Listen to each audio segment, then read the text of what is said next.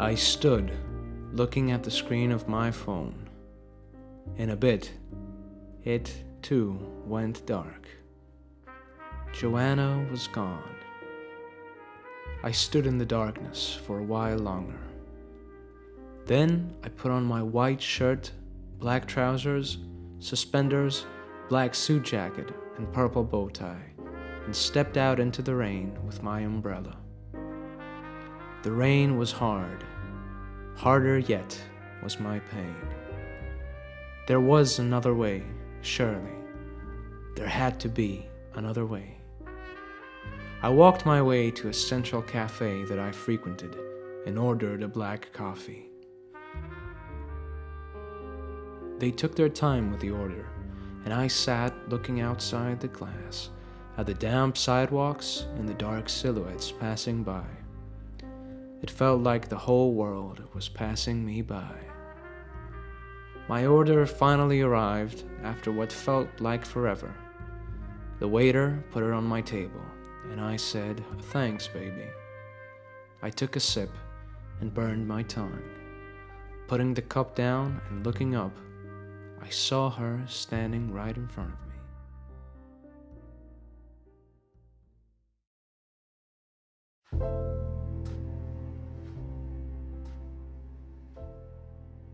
"Hello, Edward."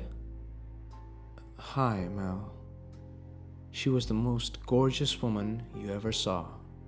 Think of your ideal woman. That was Mel. "Mind if I sit with you, mister?" I looked into her eyes. I was pleading. God, have mercy on me. "Go ahead, honey." She sat opposite to me and peered into my soul like she knew so well how.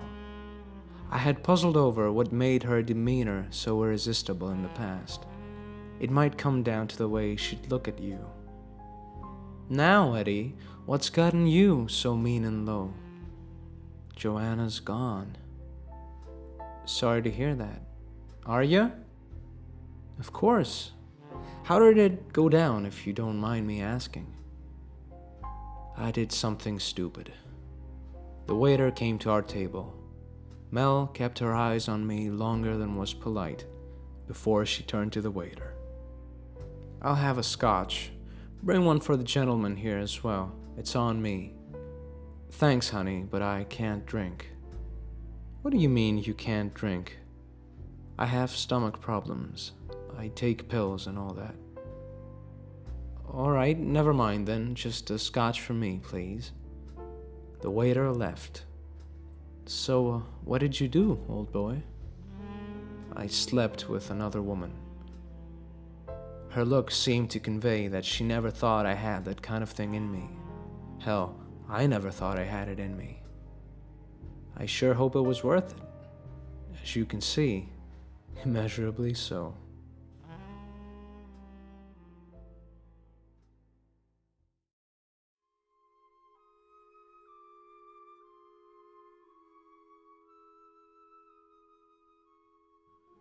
We sat and talked a bit more. She drank her whiskey and then invited me over to her apartment. She was the prettiest girl in town, and she knew it. I'd drawn out of defenses too, and she knew it. She had me at her fingertips, more so than ever. She turned out all the lights, but I could see her marvelous silhouette in the moonlight coming in from her bedroom window. She gave me her killer look and said, "Baby, be gentle." I couldn't say anything. I gasped for air as I lay on the bed with her.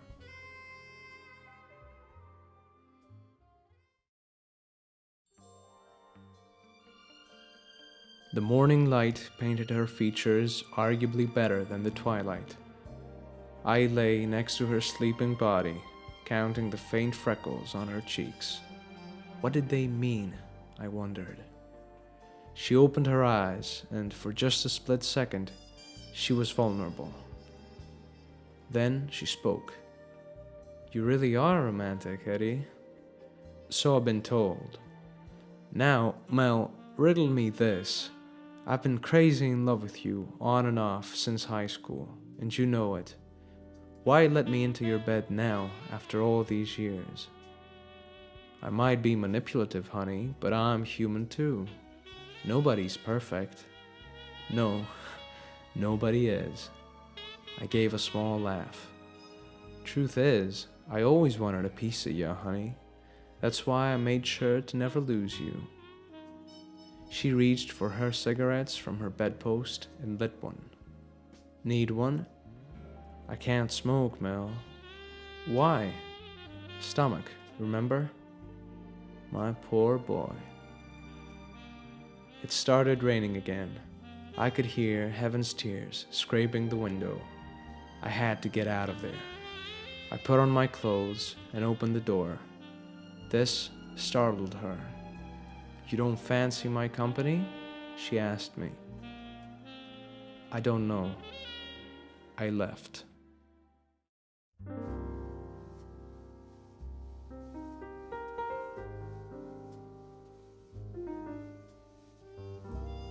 I had absolutely no clue where I was going. I couldn't stay at one place though. Funnily enough, I couldn't live with myself, and yet I couldn't live with Mel either. Poor gal, I probably hurt her more than I knew, treating her like that. I went down to the port. I stood at the edge of the pier and listened to the crashing of the waves, thinking about my love, Joanna. How this girl loved me. She loved me like I was the most important person in the world, the most worthy of love, and I gave all of that up. I should jump in the sea, I thought. Men who squander the most beautiful thing they know with the weight of their ego should not be allowed to keep on living. Is that you, pal? I turned around. Sebastian. I tried to smile, unsuccessfully. Edward. He had no problem smiling. What brings you here? I never see you around the port. Yeah, well, life happens. It sure does. Come on, let me show you my latest work. Sure thing, boss, I said, and I followed him. I met Sebastian in high school. We were in the same class. Mel was crazy about him from back then. He didn't really care about such matters. His extraordinarily artistic temperament left little time and attention for him to spare outside of his studio. He'd even organize mock gallery exhibitions and invite classmates to evaluate his work. I never understood much of it. It always seemed like he took pictures of death every time, all black and white. I guess Mel got to him in the end, though. What a surprise. They were together for 5 years, and then, last year, she inexplicably left him cold, or so the rumors went. Of course, he never learned about my feelings for her, nor was he going to. We stepped inside a huge, dim-lit space that smelled of ink and ashes. All around the walls were photos of his. Carefully crafted portraits of death, they seemed to me again. Feel free to explore, he said, and went into another room. I stood looking at the photographs. That's what it must feel like when you're at the bottom of the sea, I thought. Dead and cold.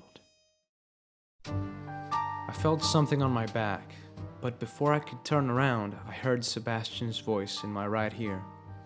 Now you listen here, cunt. On your back is a 9mm pistol, and it's loaded all right. Wait, I don't get it, baby. He pushed the tip of the gun harder against my spine. Don't call me baby.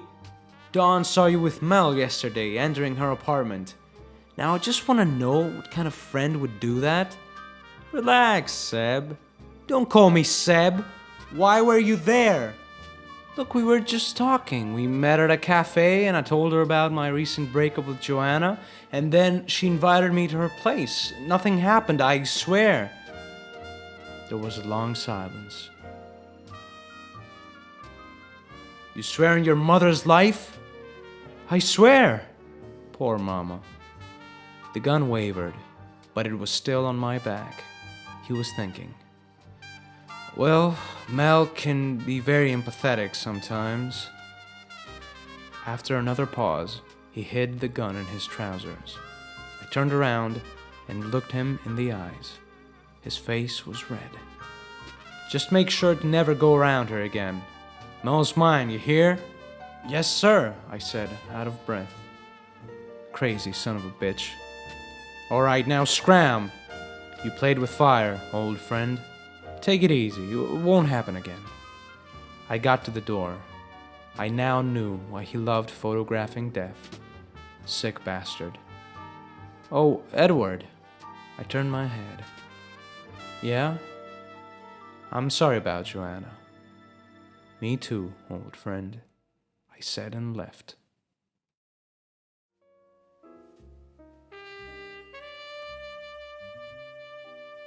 After my fateful run-in with Sebastian, I decided it was time to go home and lay low for a bit. I opened my front door, threw all my clothes in the wash basket, and took a shower. I may or may not have cried in there. Done in my robe, I dragged a chair in front of the window and watched the heavy clouds in the sky. Then I pulled out my phone. I dialed Mel's number, which I had acquired through a common friend and kept ever since, years ago. Hello? She sounded a bit off. Hey, Mel. Oh, hi, darling. She was back in character. I pictured her freckles and a sleeping face and felt something, but I quickly brushed that mental image away. Look, your ex is out for blood. Apparently, some guy called Don saw us going into your apartment yesterday, and Seb's gone nuts over it. He pulled a motherfucking gun on me. Really? Yeah, really. The dude was gonna kill me. I fed him the narrative that he just consoled me over the breakup with Joanna and that was all. He swallowed it whole, but Mel, sweetheart, don't give him the real story, or you're only gonna be finding a piece of me 6 feet under. I could tell she was astonished. Sure, I won't tell. You alright, lover boy? You left me out here cold. I was worried. Yeah, I was a bit abrupt, sorry. Look, I'll explain some other time. Wait, when will I see... Bye, Mel. I hung up. Sorry, love. You're not my primary concern at the moment. Plus, you're too hot to handle. How the times change. 6 years ago, I would have given anything in the world to be Mel's man, even if that meant giving up on a relationship with another girl. Now, I found myself hanging up the call with her and trying to puzzle out a way to get Joanna back. Did I even deserve a shot at it? Happiness seems to have a way of escaping one continually. Anyhow, this is all a short, sick joke, and we call it life.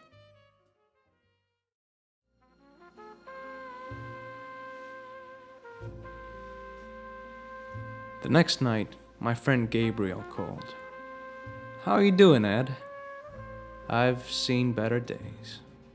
Oh, how come? Joanna broke up with me. Ouch. Sorry, pal.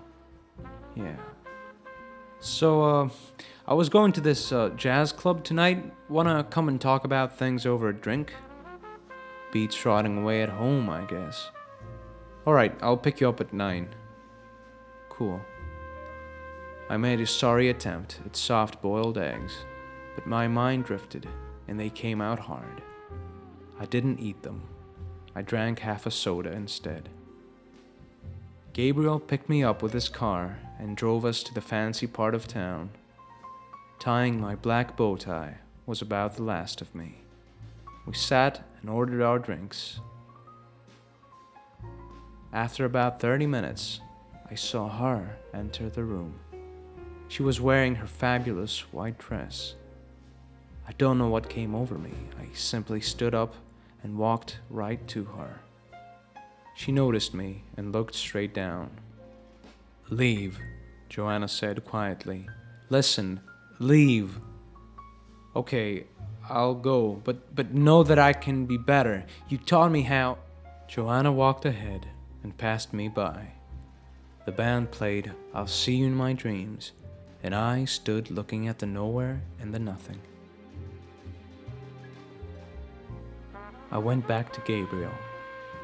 Hey, mind if I borrow one of your cigarettes, bud? I thought you ain't supposed to smoke. I'm not. Now pass it over. Here you go. I grabbed Gabe's lighter from the table and lit the cigarette. I went outside. It had started to rain again. I sat at some steps and smoked.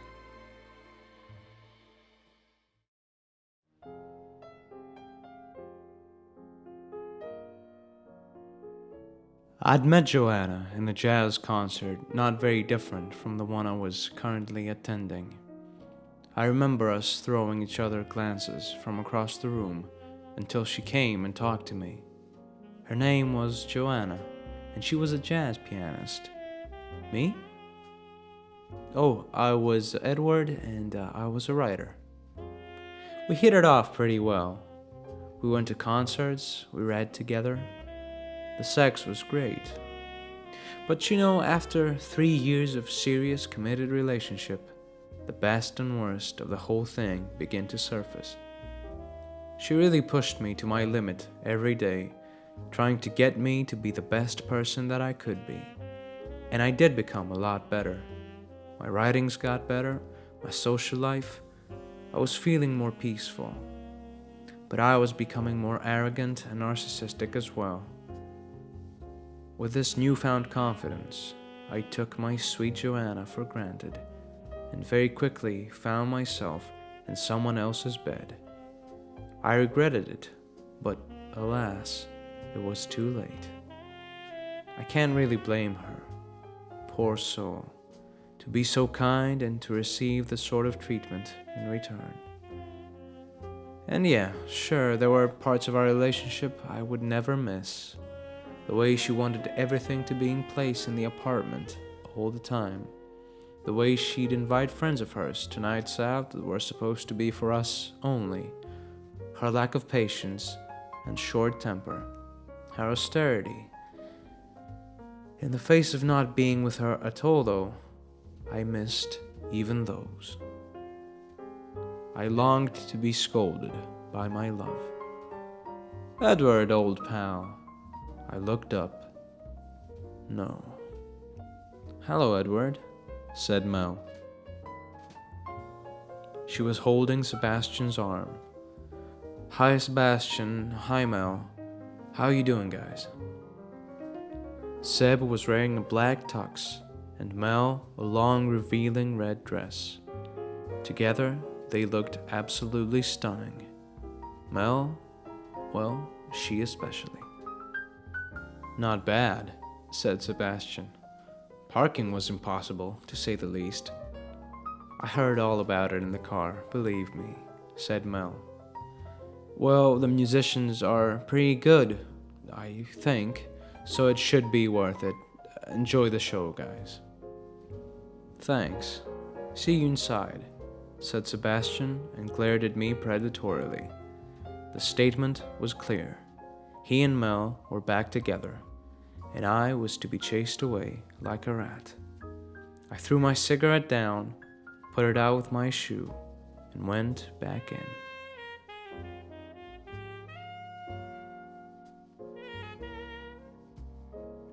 I was sitting next to Gabriel, absent-minded, when I saw Mel get up and head to the restroom. Unconsciously, I followed her with my eyes. When she got to the door, she turned and looked straight at me and lipped, "Come." I remained in my seat for 2 painful minutes, chewing everything over and trying to resist. The freckles won, and I got up.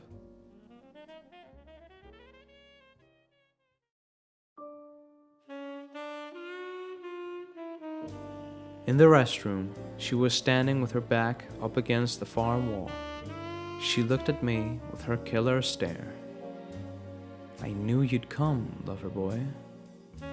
I didn't reply. Let's get this over with, I thought. I pressed my body against hers, put my arm around her small waist, and kissed her. It felt magical, and at the same time, it felt like the cheapest thing I had ever done. This was worse than cheating on Joanna. This was cheating on my life. All these years of being crazy about Mel, all this time spent in her firm grip, I didn't know why. I couldn't figure out what made me so willing to go along with her whims. And then, as she swirled her warm tongue around my mouth, all of a sudden it came to me. I knew what those freckles meant. You see, they were a teenage boy's dream come true. A dream in which the ideal woman is the one you like the outside of the most. A dream in which love is an idea, an obsession more than anything else. That was all Mel was, a ragtag bunch of half-baked teenage dreams come true. Only the price to be paid was one's life. I stopped the kiss and looked deep into her eyes. She opened hers wide with panic because she could tell I had figured out the trick. And just like that, she'd lost me forever. Poor soul. When your whole life revolves around controlling other people's sentiments towards you, it is a hell of a thing to see one break the spell and go. I knew it, you motherfucker! We were startled and turned around at once. Sebastian was pointing his pistol straight in my heart. You lying bastard, I saw you! Now you're dead! Sweetie, put the gun down, said Mel. You bitch! You're done too! Screamed Sebastian. Why did you do this to me, Mel? I loved you like I'd never loved anyone in my entire life. Joanna popped into my head, and for a minute, it felt like she was the one holding that gun pointed at me. And just then, she walked inside the room.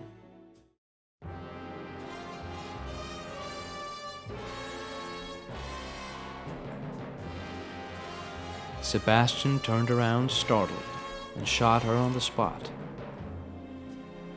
She let out a quiet moan as she dropped to the ground. The gunshot echoed throughout the room and throughout my head. No. Oh, fuck! whined Sebastian, suddenly aware of the situation. Shit, I'm sorry. He quickly put the gun inside his trousers and darted outside the room. I was left with the love of my life dying on the marble floor, hot red blood staining her white dress, and my teenage dreams shattered behind my back.